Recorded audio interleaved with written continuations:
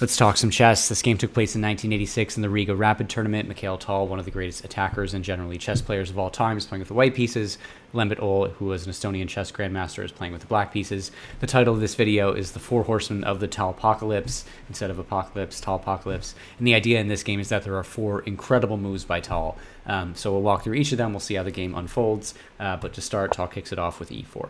We have c6, the Caro-Kann defense, d4, trying to grab a space in the center, or grab some space in the center, and d5, challenging this undefended pawn on e4. Tal defends the pawn with knight to d2, and now Ol captures, d takes on e4, knight takes on e4, and now knight to d7. So pretty standard stuff, even would be played today, almost 50 years later, or I guess almost 40 years later. Bishop to d3 by Tal, developing a piece and adding some protection to this knight, although it doesn't need it at the moment. But now Ol plays knight to f6, attacking this knight on e4. Tal moves the knight to g5, and this is the first sort of indication that we're going to get a really exciting Tal game. Usually you tell players not to move the same piece twice in the opening to develop your pieces and control the center, but Tal is an exception. He can do this sort of thing because he just sees the board differently, and he's built different, I guess we could say. We would say today. They didn't say it back then, I'm sure, but we can say now that he was built different. So knight to g5 is played here, and now Ol tries to kick the knight away by playing h6, and this is the first of the super moves that Tal plays. So take a second and see if you can find the proper move here with the white pieces.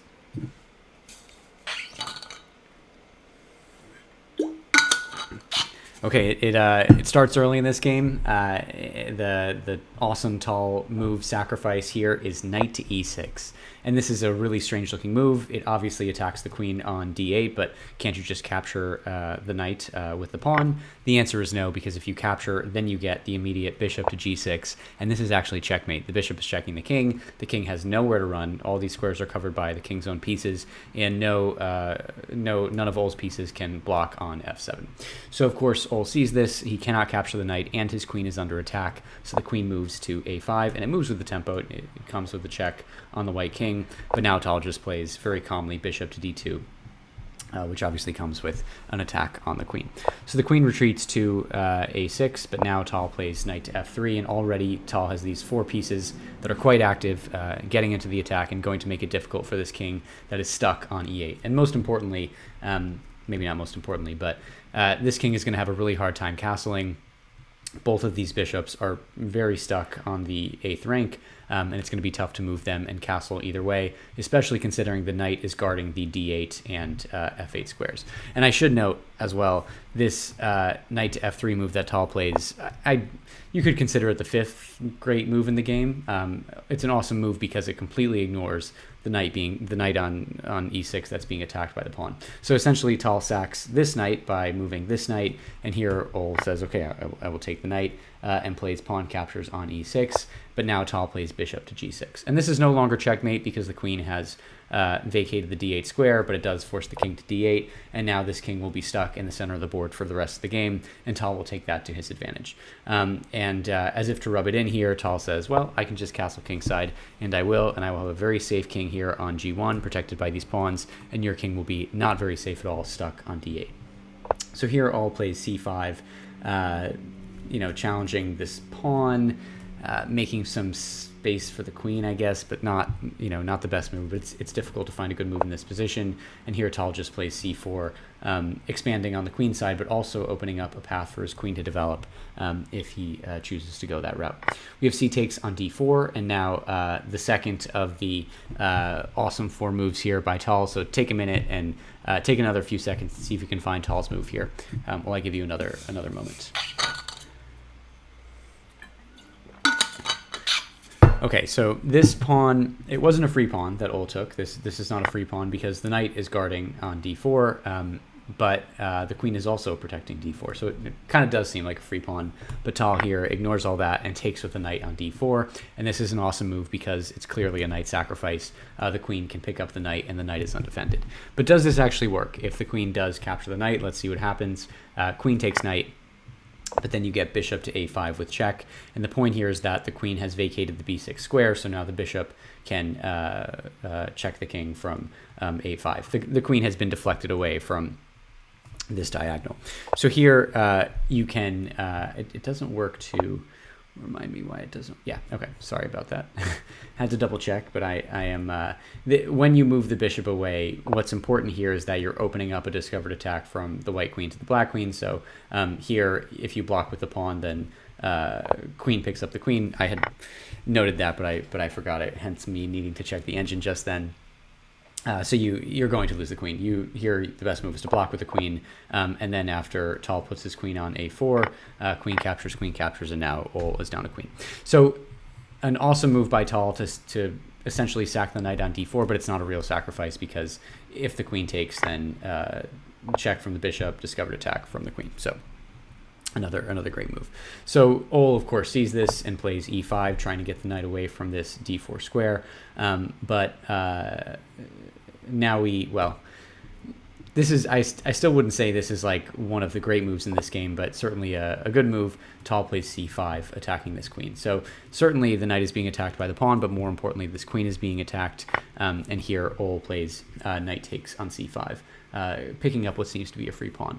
But if you'll notice, in the past couple of moves, Tal has eliminated the two pieces that were on the d file, protecting or sort of blocking the path of the black king. So here, Tal captures the pawn, and after Tal moves the pawn to c5, the knight captures, and now the knight is no longer on the d file. And now all of a sudden, the queen is lined up with the enemy king, and there's nothing in between that. So Tal is going to take that, use that for his advantage. And now he plays the third amazing move of the game. So for the third time, pause for a second, see if you can find the move here that Tal plays.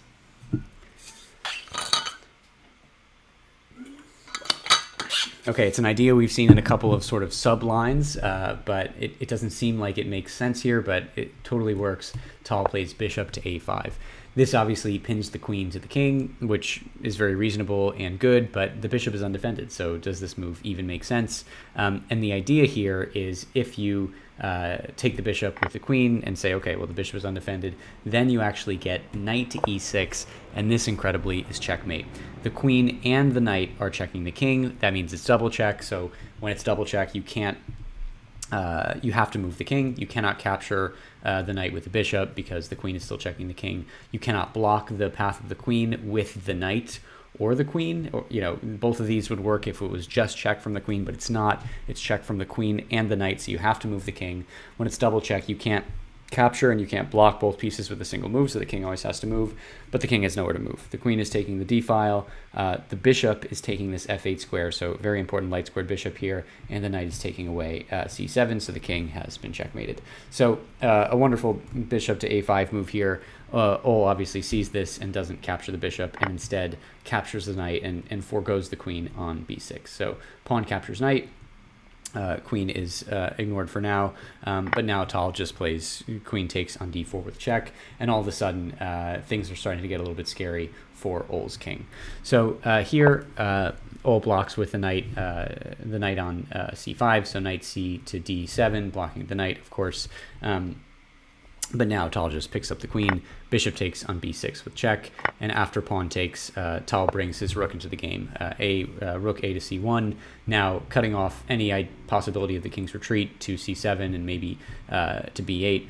Both of the king's sort of retreat valves are taken away by the rook and the bishop. The knight on d7 is pinned by the queen, and this is only a matter of time before things really start to fall apart. So here we have e5 by Ol attacking the queen, and the pawn can't be captured because if the queen takes, then the knight is now unpinned and can take the queen back. So just trying to deflect the queen away, Tal just moves the queen to c4, and now has ideas of queen to c7, checking the black king and really ending the game. So Ol blocks this, of course, doesn't want this queen to get to d7 too easily, and here plays bishop to c5, so now the queen cannot move to d7, but now Tal just plays rook f to d1. This knight was unpinned for a moment, but now it's pinned again by the rook on d1, and here Ol plays rook to f8, adding some protection to this knight, trying to get some counterplay, trying to do anything, but now Tal just plays b4, forcing this bishop away. Did I say rook earlier? sorry, I always mix that up.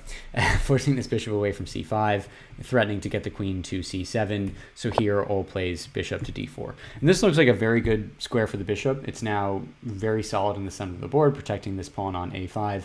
There are no white pawns that can kick this bishop away, and it's sort of blocking the rook's advance. But here, Tal plays the final of his 4 amazing moves. In fact, the final move of the game. So see if you can find that move while I give you a couple of seconds for the last time in this video.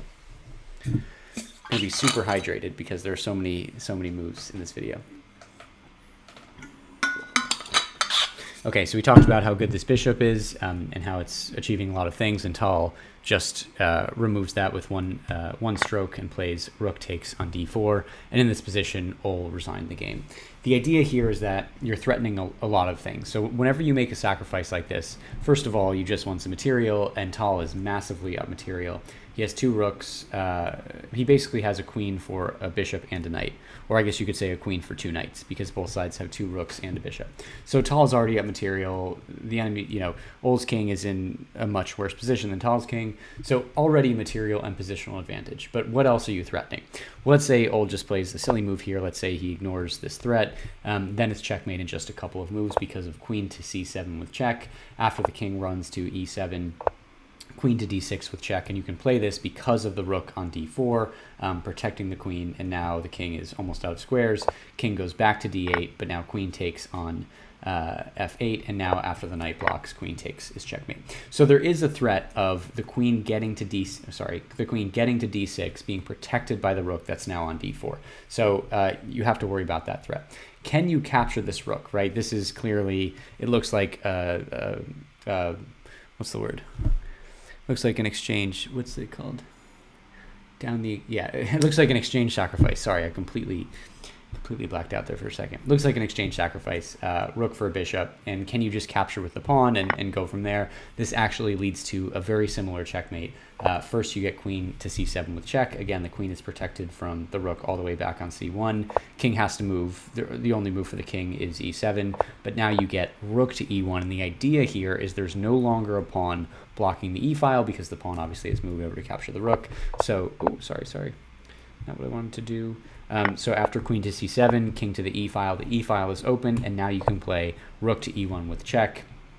And now the king is all out of options. All of these squares are taken away. The rook is checking the king. The bishop's cutting off f7, and you can just give all your pieces away here. So knight to e4, check. Then the king can run to f6 because the knight has vacated it, but now just queen to c6 with check, king to g5, and then the finishing touch, h4 with checkmate. The queen and the bishop and the rook and everything is cutting off all these squares, and the pawn is delivering the final blow of checking the king. So in this position, Ol resigned. The best defense here is actually just to try to run away with the king on e6, but now you're just down a ton of material. Here, Tal will just retreat the rook and continue the game, and he's up a queen for 2 knights and has a better position, and this is very easy for Tal to win. So Ol decided not to go into this and just ended things. So just ended the game in this position. So a great game, 4 incredible moves by Tal. I think what's crazy about this game is Ol, who's a very strong player, played pretty well. Didn't really make any glaring errors. It's just sometimes tough when Tal gets all the pieces out and gets an awesome attack going, and it's really tough to stop when Tal is in top form. So hope you enjoyed that. Thanks for watching. Drop a like, drop subscribe. Let me know of other games you'd like me to review, and we'll see you next time.